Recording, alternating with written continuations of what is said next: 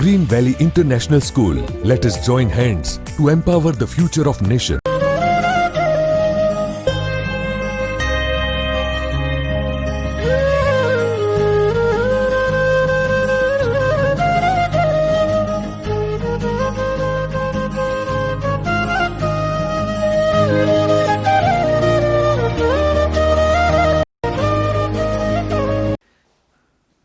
નમસ્કાર વિદ્યાર્થી મિત્રો, ગ્રીન વેલી ઇન્ટરનેશનલ સ્કૂલમાં ઓનલાઈન શિક્ષણમાં આપનું હાર્દિક સ્વાગત છે. ધોરણ 9 ગુજરાતી મીડિયમ, વિષય ગુજરાતી. આજે આપણે 18મો જે પાઠ છે એ ભણવાના છીએ. પંગુમ લંઘયતે ગિરિમ. પંગુમ લંઘયતે ગિરિમ. ગિરિમ એટલે પર્વત, લંઘયતે એટલે ઓળંગવું, અને પંગુમ એટલે અપંગ. અપંગ પણ પર્વતોને ઓળંગી શકે છે, બરાબર ને? તો વાક્ય શાસ્ત્રોમાંથી લીધેલું છે. ઈશ્વરની કૃપા હોય તો અપંગ પણ પર્વતોને ઓળંગી શકે છે. અહીંયા વાત એક યુવતીની કરી છે. અડગ એનો આત્મવિશ્વાસ અને ઈશ્વર ઉપર શ્રદ્ધા આખું એવરેસ્ટ શિખર સર કરી જાય છે. એક અપંગ સ્ત્રી જેનું નામ છે અરુણિમા, રાષ્ટ્રકક્ષાની એ વોલીબોલ ખેલાડી હતી, અને લૂંટારાઓએ રાત્રે ટ્રેનમાંથી એને ફેંકી દીધી હતી. રાતે ટ્રેનમાંથી એને બહાર ઘા કરી દીધો હતો, ફેંકી દીધી હતી. અને એ જ વખતે સામેથી આવતી ટ્રેન નીચે એનો પગ કપાઈ જાય છે. આવી વિકટ પરિસ્થિતિમાં હિંમત હાર્યા વગર એ પોતાના પગનું એનેસ્થેસિયા વગર ઓપરેશન કરાવે છે. બેભાન કર્યા વગર ઓપરેશન કરાવે છે. એટલું જ નહીં, એક ક્ષણે એ એવરેસ્ટ સર કરવાનું સ્વપ્ન સેવે છે. પગ કપાઈ જાય છે અને એ જ સમયે એક સ્વપ્ન સેવે છે કે હું એવરેસ્ટ શિખરને સર કરીશ. આપણે જાણીએ છીએ કે તેનસિંગ અને હિલેરી એને સૌ પ્રથમ વખત એવરેસ્ટ શિખર સર કર્યું હતું. ત્યાર પછી એક સ્ત્રી તરીકે બચેન્દ્રી પાલ એવરેસ્ટ શિખરને સર કરે છે. પહેલી સ્ત્રી છે એવરેસ્ટ શિખરને સર કરનારી. અને ત્યાર પછી આ અરુણિમા અપંગ હોવા છતાંય એ એવરેસ્ટ શિખરને સર કરે છે. તો પાઠનો જે પ્રકાર છે એ રેખાચિત્ર છે અને સંકલિત છે, એટલે સંકલન કરેલું. સંકલન એટલે ભેગું કરેલું, બરાબર? ભેગું કર્યું, નોખી નોખી માહિતી ભેગી કરી અને આ પાઠનું સર્જન થયું છે. એટલે કોઈ એના લેખક નથી, સંકલિત કહેવાય એને, સંકલન કરેલું છે. પાઠનો પ્રકાર પૂછાય તો રેખાચિત્ર છે, પણ એનું આલેખન કેને કર્યું છે, બધી વસ્તુ ભેગી કોને કરી, તો એનું નામ નીચે લખેલું છે. આલેખક હેતલ નાયક. હેતલ નાયકે આ બધી વસ્તુ ભેગી કરી, સર્ચ કરીને, સંશોધન કરીને, અને પછી આ પાઠ અસ્તિત્વમાં આવ્યો છે. તો એવરેસ્ટ શિખર સર કરવાનું એ સ્વપ્ન સેવે છે, અને અનેક મુશ્કેલીઓ છતાંય એ વિશ્વના બીજા પણ કેટલાય શિખરો એ સર કરે છે. અને જાણે કે પંગુમ લંઘયતે ગિરી સુભાષિતને સાર્થક કરે છે. આ સંસ્કૃતમાં આવતી સુભાષિત છે. ઈશ્વરની કૃપા હોય તો અપંગ પણ પર્વતને ઓળંગી શકે. તો એ આખી સુભાષિત અહીંયા સાર્થક થયેલી આપણે દેખાય છે. તો કેવી રીતે એ ટ્રેનની અંદર ભોગ બને છે લૂંટારુઓનો, કેવી હાલત આવે છે. પત્રકારો એની ઉપર આક્ષેપો મૂકે છે કેટલાક, કે ટિકિટ નહોતી લીધી એટલે જંપ લાવ્યું. આવા તો આક્ષેપો મૂકે છે. જે લોકોએ આ જગત ઉપર મહાન સિદ્ધિઓને હાંસલ કરી છે એની ઉપર આક્ષેપ પ્રતિ આક્ષેપો થતા રહે છે. છતાંય જે કાર્યમાં જેને આગળ વધવું છે એ પૂરી નિડરતા સાથે એ આગળ વધે છે. બરેલી ડિસ્ટ્રિક્ટ હોસ્પિટલના સ્ટાફમાં દોડધામ મચી ગઈ હતી. બરેલી ડિસ્ટ્રિક્ટ હોસ્પિટલ હતી, એમાં સ્ટાફમાં દોડધામ કરવા માંડ્યા. અરુણિમા નામની છોકરીના પગનું ઓપરેશન કરવાનું હતું.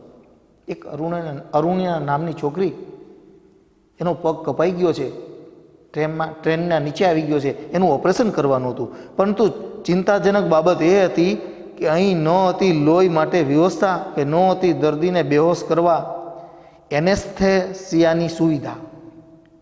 એને દર્દીને બેહોશ કરવા માટે, બેભાન કરવા માટેની કોઈ વ્યવસ્થા નહોતી. બેભાન કરવા માટે કાં દર્દીને દવા આપે ને કાં પેલી ટોપી છે એ ઊંઘાડી દેવામાં આવે. એને ટોપી ઊંઘાડી દેવામાં આવે ને તો પણ બેભાન થઈ જાય, પણ એવી કોઈ વ્યવસ્થા નહોતી. અને લોહીની પણ વ્યવસ્થા હતી નહીં. અરુણિમાએ અર્ધભાન અવસ્થામાં આ અંગેની ચર્ચા સાંભળી. અરુણિમા તો બેભાન જેવી અવસ્થામાં હતી. એને આ ચર્ચાને સાંભળી અને ડૉક્ટરને હિંમતથી કહ્યું, સરજી, મારો પગ કપાયો છે. હું આખી રાત રેલવે ટ્રેક ઉપર પડી રહી. મારો પગ કપાણો છે કે છે. આખી રાત હું રેલવે ટ્રેક ઉપર પડી રહી છું. મેં ભયંકર વેદના સહન કરી. તો હવે તો તમે મારા ભલા માટે મારો પગ કાપશો ને? ટ્રેનમાં મારો પગ કપાઈ ગયો, આખી રાત હું પડી રહી, મને બહુ વેદના થઈ, અને હવે તો મારા ભલા માટે તમે પગ કાપી રહ્યા છો. હું સહન કરી લઈશ. એની અડગતા જોઈ ડૉક્ટર અને નર્સ આભા બની ગયા. આભા એટલે નવાઈ પાઈમાં.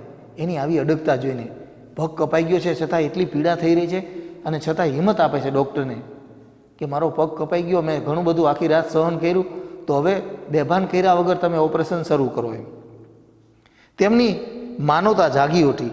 હોસ્પિટલના ડૉક્ટર અને ફાર્માસિસ્ટે રક્તદાન કર્યું અને એનેસ્થેસિયા વિના અરુણિમાના પગનું ઓપરેશન થયું. બેભાન કર્યા વગર પગનું ઓપરેશન કર્યું કે છે.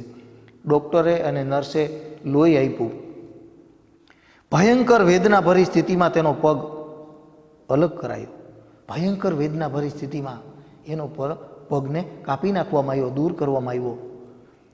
એ પીડાનું સ્મરણ આજે પણ એના રૂવાણા ઊભા કરી દેશે. એ પીડાનું સ્મરણ જ્યારે કરે છે ત્યારે રૂવાણા ઊભા થઈ જાય છે કે છે. 2011 એપ્રિલ અરુણિમા CISFમાં જોડાવા માટે ઇન્ટરવ્યૂ આપવા પદ્માવત એક્સપ્રેસમાં લખનૌથી દિલ્હી જઈ રહી હતી. ઉત્તર પ્રદેશમાં આવેલું લખનૌ, ઉત્તર પ્રદેશની રાજધાની છે લખનૌ. તો લખનૌથી પોતે દિલ્હી જઈ રહી હતી. CISF, central institute of security force, આખું નામ એનું. CISF એનું પૂરું નામ શું થાય? Central institute of security force. એની પરીક્ષા આપવા માટે દિલ્હી જઈ રહી હતી. ત્યારે કેટલાક બદમાશોએ એની સોનાની ચેઇન ખેંચવા પ્રયત્ન કર્યો. કેટલાક બદમાશ એટલે ગુંડાઓ ટ્રેનની અંદર એની ચેઇન ખેંચવા માટે ગળામાં પહેરેલી એ પ્રયત્ન કર્યો. ડબ્બામાં મુસાફરોની હાજરીમાં આ ઘટના બની, પણ કોઈએ એનો વિરોધ ન કર્યો. ડબ્બામાં બીજા મુસાફરો પણ હતા, પણ એનો કોઈએ વિરોધ ન કર્યો. આ ગુંડાઓ બધા હથિયારધારી હશે, એનો વિરોધ કરે તો બીજા લોકોને પણ હેરાન કરે, ફેંકી દે, એટલે બીજા લોકોએ વિરોધ ન કર્યો. એમને અટકાવ્યા નહીં. વોલીબોલની રાષ્ટ્રકક્ષાની રમતવીર રહેલી અરુણિમાએ સામી લડત આપી. અરુણિમાએ સામી લડત આપી. એને નમતું ન આપ્યું પેલા ગુંડાઓને. એ ઝઝુમી, પરંતુ એકલી અને અસહાય હોવાથી બદમાશોએ તેને ટ્રેનની બહાર ફેંકી દીધી. એકલી હતી, એકલી ઝઝુમી. કોઈ સ્ત્રી, આપણે કહીએ ને સ્ત્રી શક્તિ સ્વરૂપા છે, તમે જુઓ એકલી ઝઝુમે છે. અને છેલ્લે પેલા ગુંડાઓ એકલી હોવાના નાતે કદાચ અરુણિમાની સાથે બીજા 3-4 સ્ત્રીઓ કે પુરુષો હોત તો ગુંડાઓને ભગાડી શક્યા હોત, પણ એકલી ઝઝુમે છે. અને પેલા બદમાશોએ, ગુંડાઓએ એને ટ્રેનથી બહાર ધકેલી દીધી. એના દુર્ભાગ્ય એ જ વખતે સામેથી બીજી ટ્રેન પસાર થઈ. દુર્ભાગ્યની વાત એ છે કે એ જ સમયે સામેથી બીજી ટ્રેન આવતી હતી અને એના ઉજ્જવળ ભાવિને કચડતી ગઈ. એના ઉજ્જવળ ભવિષ્યને કચડી નાખ્યું કે છે. અરુણિમાનો ડાબો પગ ટ્રેન નીચે કપાયો. અરુણિમાનો ડાબો પગ ટ્રેન નીચે કપાઈ ગયો કે છે. લોહી લુહાણ હાલતમાં આખી રાત મદદ માટે બૂમ પાડતી રહી. કોણ હોય અહીંયા? ટ્રેકની આજુબાજુ અંધારી રાત છે, કોઈ છે નહીં, અને જોર જોરથી બૂમો પાડતી રહી આખી રાત, પણ કોઈ મદદે આવ્યું નહીં. પણ કોઈ એની મદદે આવ્યું નહીં. રાત્રિના અંધકારમાં તે 7 કલાક ટ્રેન ઉપર પડી રહી. ટ્રેક ઉપર, સોરી, ટ્રેક એટલે પેલા પાટાઓ. રાત્રિના અંધકારમાં 7 કલાક આ ટ્રેક ઉપર પડી રહી છે. અને ત્યાંથી 49 ટ્રેન પસાર થઈ ગઈ. કેટલી? 49 ટ્રેનો પસાર થઈ. ભડકે થઈને. પોતે પડી ગઈ, પગ કપાઈ ગયો, પણ આ કસોટી કાળમાં એની મદદે કોઈ ફરક્યું નહીં.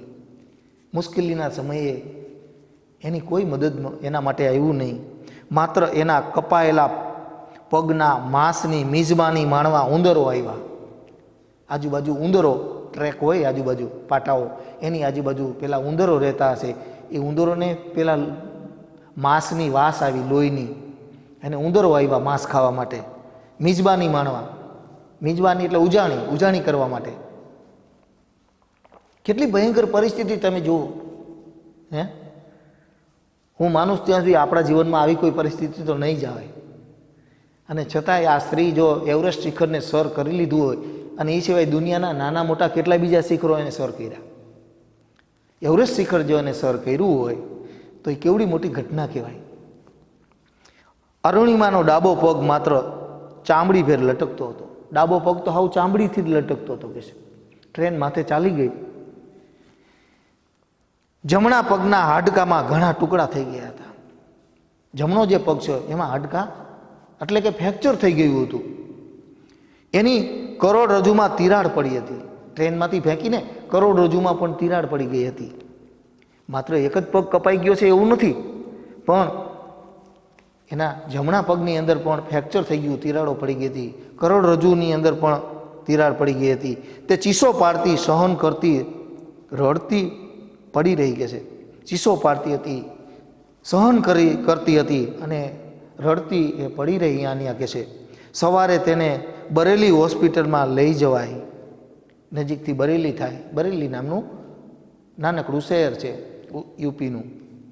અહીંયા એને લઈ જવામાં આવી હોસ્પિટલની અંદર, અને ત્યાંના તાત્કાલિક ઓપરેશન પછી એને એમ્સ દિલ્હીની હોસ્પિટલમાં ખસેડવામાં આવી. તાત્કાલિક ઓપરેશન માટે પછી એમ્સ નામની જે દિલ્હીની હોસ્પિટલ છે ત્યાં એને લઈ જવામાં આવી. ત્યાંની લાંબી સારવાર પછી તેને થોડીક સ્વસ્થતા મેળવી. લાંબી સારવાર ત્યાં લેવી પડી એને, કારણ કે ડાબો પગ તો કપાઈ ગયો, જમણા પગની અંદર અનેક ફ્રેક્ચરો થઈ ગયા, કરોડરજ્જુની અંદર તિરાડો પડી ગઈ, એટલે લાંબી સારવાર લેવી પડી. ત્યારે તેને સમાચાર પત્રોમાં સમાચાર વાંચ્યા. પત્રકારો તો પછી જેવી વાત સાંભળી હોય એવી રજૂ કરે. સમાચાર પત્રોમાં એને સમાચારો સાંભળ્યા કે અરુણિમા પાસે ટિકિટ નહોતી એટલે આત્મહત્યા કરવા માટે કૂદી હતી. અરુણિમા પાસે ટિકિટ નહોતી એટલે આત્મહત્યા કરવા માટે કૂદી પડી. આમ બન્યું. એના પરિવારે તમામ અફવાઓનું ખંડન કર્યું. એના પરિવારે કીધું કે આવું કંઈ બન્યું નથી, ટિકિટ તો એની પાસે હતી. પણ સાચી વાત એના પરિવારજનોએ જણાવી. એ અફવાઓનું બધું ખંડન કર્યું, પણ કોઈએ માન્યું નહીં. સત્ય તો સમયની હેરણે જ ઓળખાય છે ને. સમયની હેરણ ઉપર સત્ય પરખાય. બાકી તો અરુણિમાને જૂઠી ગણે છે, ટિકિટ નહોતી લીધી એમાં એ કૂદી પડી. સત્ય શું છે એ તો એને ખબર નહોતી. પણ સમય સત્ય બંને વચ્ચે સમયની સરાણે, સમયની હેરણ ઉપર એ જ્યારે આવે છે, ઘસાય છે, ત્યારે સત્ય ઉજળું થાય છે અને બહાર આવે છે. હવે એણે પોતાના જીવનની દિશા બદલવાનું નક્કી કર્યું. પોતાની જીવનની દિશા આખી બદલી નાખવાનું નક્કી કર્યું. જहाँ ચાહ વહાં રાહ છે. માણસ ક્યાંય પણ ઈચ્છા વ્યક્ત કરે કે મારે આમ થવું છે તો અહીંયા રસ્તો થઈ જાય છે ને. માણસ કોઈ પણ પ્રાપ્તિ માટે, કોઈ પણ લક્ષ્યના હાંસલ માટે જો માણસ ઈચ્છા વ્યક્ત કરે, દ્રઢ મનોબળ વ્યક્ત કરે, તો ગમે તેવી જગ્યાએ એને આ માર્ગ મળી જાય છે. એ ન્યાયે તેને હોસ્પિટલની પથારીમાં જ નક્કી કર્યું કે હું પર્વતારોહણ કરીશ. બોલો, એક પગ તો કપાઈ ગયો, કાપી નાખવામાં આવ્યો છે, અને બીજા પગની અંદર પણ ફ્રેક્ચરો થઈ ગયા છે, અને કરોડરજ્જુની અંદર પણ તિરાડો પડી ગઈ છે. આવી હાલતમાં પોતે કહે છે, પોતે પોતાની દિશા બદલી. ખેલાડી તો હવે ખેલાડી તરીકે તો રમી ન શકે, બરાબર? તો હવે ખેલાડી તરીકેની એની કારકિર્દી છે એ પૂરી થઈ ગઈ. વોલીબોલ તો હવે રમી શકે નહીં. તો હવે પોતે પોતાની દિશા બદલે છે કે હું પર્વતારોહણ કરીશ. લોકોએ એને પાગલ ગણી. લોકો તો પાગલ ગણે છે કે એક પગ છે નહીં, આ પર્વતારોહણ કેવી રીતે કરે. લોકોએ એને પાગલ ગણી, કારણ કે પગ વગરના માટે પર્વતારોહણ અશક્ય ગણાય. જેને પગ નથી તો એ પર્વતારોહણ કેવી રીતે કરી શકે? અરુણિમાના દ્રઢ સંકલ્પ શક્તિ હતી, પરંતુ પર્વતારોહણ માટે જરૂરી માર્ગદર્શન અને તાલીમ મેળવવા, એ માટે આર્થિક સહાય મેળવવી, એ બે પ્રકારના પ્રશ્નો તેની સામે હતા. એક તો પર્વતારોહણ કરવું હોય, એવરેસ્ટ શિખર કાંઈ એમને સર ન કરવા દે તમને. કોઈ એમ કે મારે એવરેસ્ટ શિખર ઉપર જવું છે, તો પહેલાં તો અહીંયા તાલીમ તમારે લેવી પડે. તાલીમ કેન્દ્ર છે, પછી તમે એવરેસ્ટ શિખર ઉપર ચડાઈ શરૂ કરી શકો. તાલીમ લેવી ફરજિયાત હોય છે. તો એક તો તાલીમ લેવી અને બીજું આર્થિક સહાય. બરાબર, ઘણા બધા પૈસાની પણ એમાં જરૂર પડે. એ બે કપરા પ્રશ્નો એની સામે હતા. લોકોએ એને એનો સંકલ્પ પડતો મૂકવા સમજાવી અને કહ્યું કે તારો સંકલ્પ પડતો મૂક, તારે પગ નથી. એક પગ તો છે ને બીજો પગ છે એ પણ ફ્રેક્ચરવાળો પગ છે, સળૈયા નાખેલો છે, અને કરોડરજ્જુ પણ એમાં પણ તિરાડો પડી ગયેલી છે. તો લોકોએ એને ખૂબ સમજાવી કે તારો એક પગ કપાઈ ચૂક્યો છે, બીજામાં રોડ છે એટલે સળૈયા નાખ્યા છે, કરોડરજ્જુમાં તિરાડો છે, તું સાજી થાય પછી કોઈક નોકરી કરજે. તું સાજી તો થઈ જા, પછી તું નોકરી કરજે. આ પર્વતારોહણ કરવાનો તારો સંકલ્પ છે એ પડતો મૂકી દે. લોકોને એનું અપંગ શરીર દેખાતું હતું, એનો અડગ આત્મવિશ્વાસ નહીં. લોકોને તો બહારથી એનું શરીર દેખાતું હતું, અપંગ થઈ ગયેલું, પગ કપાઈ ગયેલું, પણ એનો અડગ આત્મવિશ્વાસ નહોતો દેખાતો. અરુણિમાનું અંતર આ દુર્ગમ લક્ષ્યને પામવા પ્રતિબદ્ધ થઈ ચૂક્યું હતું. અરુણિમાનું જે હૃદય છે દુર્ગમ એટલે જ્યાં પહોંચવું મુશ્કેલ છે એવું. લક્ષ્ય પણ કેવું રાખ્યું તમે જુઓ, એનું લક્ષ્ય જુઓ. લક્ષ્ય એટલે ધ્યેય. જે અશક્ય છે ને એ શક્ય કરી બતાવ્યું. આ જગતની અંદર કોઈ વસ્તુ અશક્ય નથી. તમે કોઈ પણ વસ્તુ તમે એનો સંકલ્પ કરો તો એ વસ્તુને તમને પ્રાપ્ત થાય ને થાય. કોઈ વસ્તુ અશક્ય નથી. કોઈ એમ કહેતું કે આ અશક્ય છે, અશક્ય છે જ નહીં. દુર્ગમમાં દુર્ગમ એટલે જ્યાં પહોંચવું મુશ્કેલ છે એવું ધ્યેયને પામવા પ્રતિબદ્ધ થઈ ચૂકી હતી. પ્રતિબદ્ધ થવું એટલે સંપૂર્ણ તૈયાર થઈ જવું. અરુણિમાના પરિવારે એને પ્રેમથી સંભાળી અને એના અડગ મનોબળે એને મજબૂત બનાવી. એના પરિવારે પ્રેમથી એને સંભાળી અને એનો અડગ જે મનોબળ હતું એનાથી એ મજબૂત બની. જિંદગીની મુશ્કેલીઓ અને મૂંઝવણો સાથે તે પથારીમાં પડી રહેવા માગતી નહોતી. જિંદગીમાં મુશ્કેલીઓ તો આવવાની જ. મુશ્કેલીઓ અને મૂંઝવણો સાથે પડી નહોતી રહેવા માગતી, કંઈક કરી બતાવવા માગતી હતી. છે ને, આપણે તો સાજા છે, ભગવાને બધા અંગ આપ્યા જુઓ.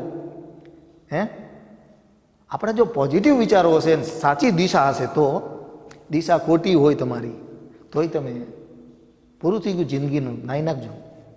જિંદગીમાં પહેલાં દિશા સાચી, સાચા ગુરુજનો છે, આપણા માતા પિતા છે, એની આગળથી પહેલાં સાચી દિશા પકડજો મિત્રો. આ સાચી દિશા જો તો તમારી પાસે હશે ને તો ઊંચા આસને બેસો. બાકી તો તમે લક્ષ્ય ગમે એવું મોટું રાખશો પણ તમારી દિશા જ ખોટી હશે તો કદી એ પહોંચવાના નથી. 100%ની વાત છે.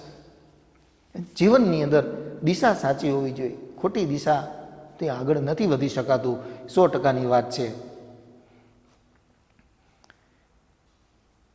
1985માં એવરેસ્ટ સર કરનારા ભારતીય પ્રથમ મહિલા, એવરેસ્ટ શિખર ભારતની પહેલી મહિલાએ સર કર્યું હતું 1985માં. એ મહિલાનું નામ છે બચેન્દ્રી પાલ. એની પાસે પહોંચી અરુણિમા એનું માર્ગદર્શન લેવા માટે. જો એનું માર્ગદર્શન લેવા માટે કોઈ પણની સલાહ, માર્ગદર્શન, બીજાના અનુભવનો ઉપયોગ જીવનની અંદર આપણે આગળ વધારે છે. તેમણે અરુણિમાના નિશ્ચયની અડગતા જોઈને કહ્યું, અરુણિમાની એને જે નિશ્ચય કર્યો હતો એની અંદર અડગતા હતી. એની વાણીમાંથી અડગતા ઝલકતી હતી. એ જોઈને એને કીધું કે એવરેસ્ટ જેવા દુર્ગમ પર્વતના આરોહણ વિશે વિચારીને તે અંતરમાં તો એને સર કરી જ લીધો છે. એને એમ કીધું કે તમે એને સર કરી લીધો છે તમે અંદરથી, તો હવે લોકોને માત્ર બતાવવાનું છે. એવરેસ્ટ શિખર તે સર કરી લીધું છે અરુણિમા, હવે તો તારે લોકોને બતાવવાનું છે. મનથી તો તું સર થઈ ગઈ છો, માત્ર હવે જગતને બતાવવા ખાતર ત્યાં જઈને ચઢવાનું બાકી છે. બાકી ત્યાં તારા મનથી તો તું એવરેસ્ટ શિખર સર કરી લીધું છે. તે હવે લોકોને માત્ર બતાવવાનું છે ખાલી. બચેન્દ્રી સાથેની મુલાકાતે એનામાં અનેરી હિંમત અને ઉત્સાહ ભરી દીધો. બચેન્દ્રી પાલ સાથે મુલાકાત થઈ, એમાં ઘણો બધો એનો ઉત્સાહ વધી ગયો અને હિંમત આવી ગઈ. પરંતુ આ ક્ષેત્રમાં અનેક મુશ્કેલીઓ એની વાટ જોતી બેઠી હતી. તમે જાણો છો કે એવરેસ્ટ શિખર સર કરવું સહેલું નથી. આજ સુધી કેટલાય ચડવા પ્રયત્ન કર્યા, હજી પાછા નથી આવ્યા. રસ્તામાં મૃત્યુ, ભયંકર પરિસ્થિતિનો સામનો કરવો પડે એવરેસ્ટ શિખર સર કરવા માટે. રસ્તો નથી તો કેટલાય હજી પાછા નથી આવ્યા. કેટલી મુશ્કેલીઓ વાટ જોઈને બેઠી હતી. બચેન્દ્રી પાલ મેડમે એને સમજાવ્યું, અરુણિમા, તારા વિચારથી કે તારા શબ્દોથી તે એવરેસ્ટ સર કરી લીધું છે. તે તારા વિચારોથી અને શબ્દોથી તો તું સર કરી લીધું છે, પણ તું સાબિત કર કે તું આવા શરીરે એવરેસ્ટ સર કરી શકે છે. અને એ મંડી પડી, બસ તું માત્ર સાબિત કરી દે કે આવા શરીરે પણ એવરેસ્ટ શિખર સર થઈ શકે. તો આવી રીતે બચેન્દ્રી પાલના જે શબ્દો છે એ એના જીવનમાં ખૂબ ઉપયોગી આવ્યા અને એની અંદર દ્રઢ આત્મવિશ્વાસ આવ્યો અને એના કારણે એ શિખર સર કરવા માટે એ મંડી પડી, પુરુષાર્થ કરવા લાગી. પર્વતારોહણની તાલીમ દરમિયાન શરૂઆતમાં પર્વત ચઢવા બધા એક સાથે નીકળતા. પર્વતારોહણની તાલીમ લેવી પડે. મેં કીધું ને, તમારે એવરેસ્ટ શિખર સર કરવું હોય, જ્યાં એવરેસ્ટ જઈને એમ સર ન થાય. તમારે અહીંયા નામ નોંધાવવું પડે, ફોર્મ ભરવું પડે, બરાબર, અને પછી તમારે અહીંયા તાલીમ લેવી પડે. અને એ બધી તાલીમમાંથી પસાર થાવ ત્યારે તમને એમ કહે કે હવે તમે જઈ શકો છો સર કરવા માટે. એટલે અરુણિમાને સલાહ મળતી. એક સાથે બધા તાલીમ લેતા ત્યારે અરુણિમાને સલાહ મળતી, અરે તું ધીમે ધીમે આવું કહે છે. સલાહ મળતી, અરે તું ધીમે ધીમે આવું કહે છે, તું ઉતાવળ ન કર, તારે તો એક જ પગ છે. તે અકળાતી અને વધુ મહેનત કરતી. 8 મહિના બાદ પરિસ્થિતિ બદલાઈ ગઈ. 8 મહિના મહેનત કરી, 8 મહિનાનું તપ કયો તો તપ અને પુરુષાર્થ કયો તો પુરુષાર્થ. અરુણિમા હવે સામાન ઉપાડીને સૌની સાથે નીકળતી.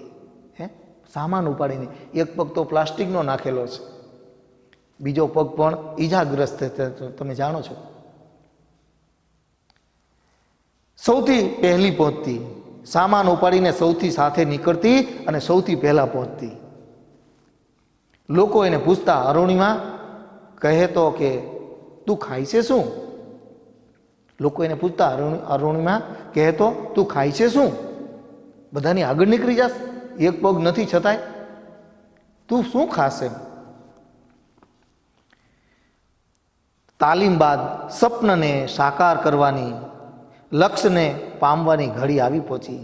તાલીમ લઈ લીધી પૂરેપૂરી અને હવે તો સ્વપ્નને સાકાર કરવાની અને લક્ષ્યને પ્રાપ્ત કરવાની, ધ્યેયને પ્રાપ્ત કરવાની ઘડી આવી પહોંચી.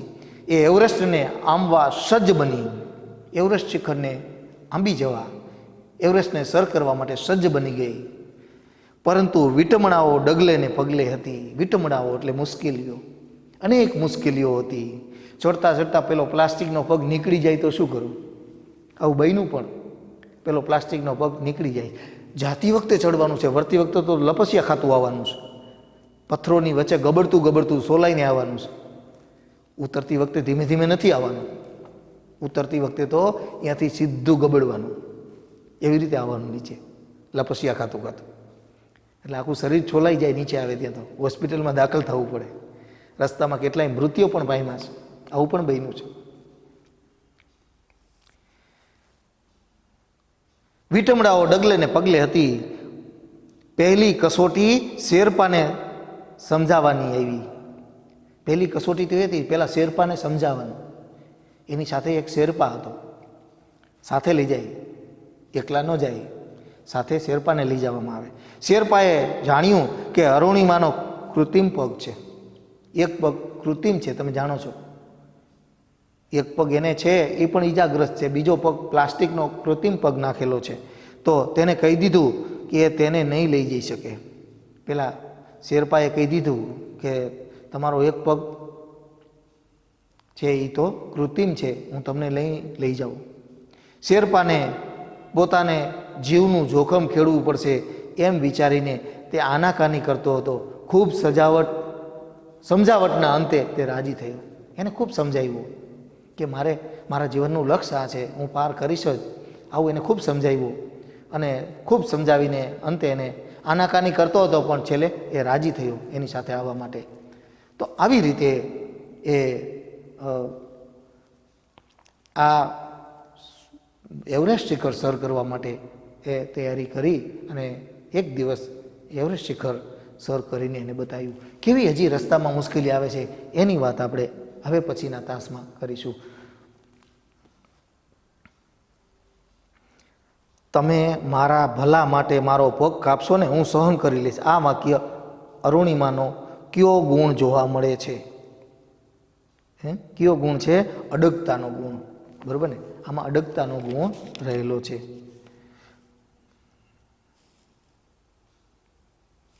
માણસ ખરેખર વિકલાંગ ક્યારે બને? જ્યારે હાર કબૂલી અને પ્રયત્ન છોડી દે ત્યારે એ વિકલાંગ બને છે. અરુણિમાએ કયો સંકલ્પ કર્યો? હું પર્વતારોહણ કરીશ. બરોબર? આવો એ સંકલ્પ કરે છે. લોકોએ અરુણિમાને પાગલ ગણી. શું કામ? એક પગ કપાયા પછી પણ તેને પર્વતારોહણ કરવાનું વિચાર્યું, એટલે લોકોએ એને પાગલ ગણી. તો મિત્રો આપણે અહીંયા સુધી રાખીએ છીએ. બાકીનો જે પાઠનો અંત ભાગ છે એ બીજા ભાગમાં કેવી કેવી મુશ્કેલીઓ આવે છે, બીજો ભાગ તો અતિ રસપ્રદ છે. તો અહીંયા રજા આપશો. જય હિન્દ, જય ભારત.